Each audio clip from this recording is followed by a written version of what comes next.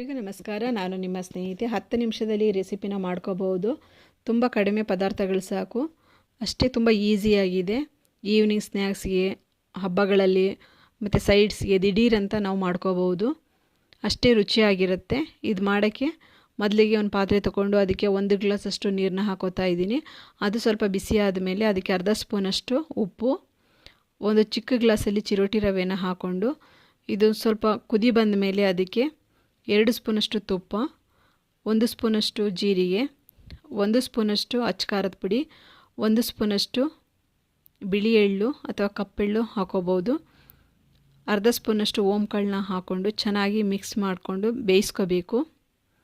ಇದು ತುಂಬ ಗಟ್ಟಿಯಾಗಿಯೂ ಅಥವಾ ತುಂಬ ತೆಳುವಾಗೂ ಮಾಡ್ಕೋಬಾರ್ದು. ಈ ಹದದಲ್ಲಿ ರವೆನ ಬೇಯಿಸ್ಕೋಬೇಕು. ಕೈ ಬಿಡ್ದೇ ಈ ರೀತಿ ಈ ಹದ ಬರೋ ತನಕ ರವೆನ ಬೇಯಿಸ್ಕೊಂಡ್ರೆ ಸಾಕು. ಇವಾಗ ರವೆ ಬಂದಿದೆ. ಇದನ್ನು ಒಂದು ಪಾತ್ರೆಗೆ ಹಾಕ್ಕೊಂಡು ಸ್ವಲ್ಪ ಬಿಸಿ ಇರಬೇಕಾದ್ರೇ ಅಕ್ಕಿ ಪುಡಿನ ಸೇರಿಸ್ಕೊಂಡು ಸ್ವಲ್ಪನೇ ಹಾಕ್ಕೊಂಡು ಚೆನ್ನಾಗಿ ಕಲಿಸ್ಕೋಬೇಕು. ಇದನ್ನು ನಾನು ಯಾವ ಗ್ಲಾಸಲ್ಲಿ ನೀರನ್ನ ತೊಗೊಂಡಿದ್ದೆ ಅದೇ ಗ್ಲಾಸಲ್ಲಿ 2 ಗ್ಲಾಸಷ್ಟು ಅಕ್ಕಿ ಪುಡಿನ ತೊಗೊಂಡಿದ್ದೀನಿ. ಅದರಲ್ಲಿ ಇಷ್ಟು ಅಕ್ಕಿ ಪುಡಿ ಮಿಕ್ಕಿದೆ. ಇದು ನೀರು ಸೇರಿಸ್ಕೊಳ್ಳೋ ಅವಶ್ಯಕತೆ ಇರಲ್ಲ, ಇದರಲ್ಲೇ ಕಲಿಸ್ಕೋಬೋದು. ನಾವು ಎಷ್ಟು ಚೆನ್ನಾಗಿ ಹಿಟ್ಟನ್ನು ನಾದ್ಕೊಂಡು ಕಲಿಸ್ಕೋತೀವೋ ಅಷ್ಟು ಚೆನ್ನಾಗಿ ಚಕ್ಲಿದು ಎಳೆಗಳು ಬರುತ್ತೆ, ಒತ್ತಕ್ಕೂ ಈಸಿ ಇರುತ್ತೆ. ನೋಡಿ, ಈ ರೀತಿಯಾಗಿ ಕಲಿಸ್ಕೋಬೇಕು.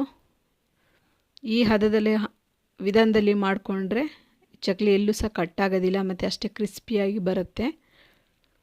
ಚೆನ್ನಾಗಿ ನಾದ್ಕೊಂಡು ಮತ್ತು ಇದನ್ನು ಇಡಬೇಕು ಅನ್ನೋದು ಏನಿಲ್ಲ, ಇಮ್ಮಿಡಿಯೇಟಾಗಿ ನಾದ್ಕೊಂಡು ಚಕ್ಲಿನ ಒತ್ಕೋಬೋದು. ಇವಾಗ ನನ್ನ ನಾದೆಲ್ಲ ಆಗಿದೆ. ಈ ಹದದಲ್ಲಿದ್ದರೆ ಸಾಕು. ಇವಾಗ ಚಕ್ಲಿ ಒಳ್ಳಿಗೆ ಎಣ್ಣೆನ ಹಚ್ಕೊಂಡು ಬಾಳೆದೆಲೆ ಮೇಲೆ ನಾನು ಒತ್ಕೋತಾ ಇದ್ದೀನಿ. ಸ್ವಲ್ಪ ಒತ್ತಿ ತೋರಿಸ್ತಾ ಇದ್ದೀನಿ ನೋಡಿ.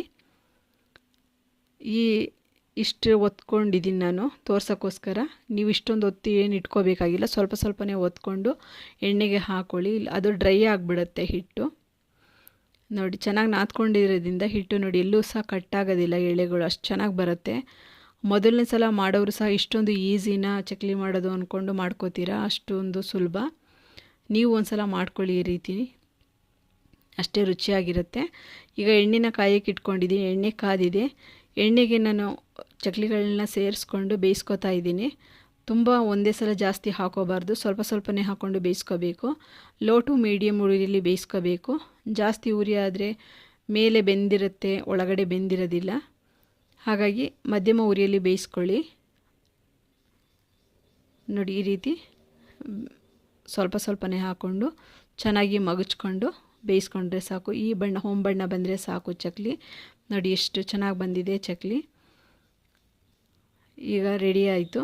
ನಮಗೆ ಎಣ್ಣೆಗೆ ಹಾಕೋಕ್ಕೆ ಹಾಗೇ ಕಷ್ಟ ಅನ್ನೋರು ಒಂದು ಪ್ಲೇಟ್ ಮೇಲೋ ಅಥವಾ ಜಾಲರಿ ಮೇಲೋ ಹಾಕ್ಕೊಂಡು ಈ ರೀತಿಯೂ ಸಹ ಸೇರಿಸ್ಕೋಬೋದು. ಇದು ಕೈಗೆ ಎಣ್ಣೆ ಹಾರುತ್ತೆ ಅಂತ ಏನೂ ಇರೋದಿಲ್ಲ. ಈ ರೀತಿಯೂ ಹಾಕೋಬೋದು. ನೋಡಿ, ಕ್ರಿಸ್ಪಿಯಾಗಿ ಬಾಯಲ್ಲಿಟ್ಟರೆ ಕರಗೋಂಥ ಚಕ್ಲಿ ರೆಡಿ ಆಯಿತು. ಈ ವಿಧಾನದಲ್ಲಿ ನೀವು ಒಂದು ಸಲ ಮಾಡ್ಕೊಳ್ಳಿ. ಹಾಗೆಯೇ ಈಸಿ ರೆಸಿಪಿಗಳಿಗೆ ನಮ್ಮ ಚಾನಲ್ನ ಸಬ್ಸ್ಕ್ರೈಬ್ ಮಾಡ್ಕೊಳ್ಳಿ. ನಿಮ್ಮ ಫ್ಯಾಮಿಲಿ ಫ್ರೆಂಡ್ಸ್ಗೂ ಶೇರ್ ಮಾಡಿ. Thank you.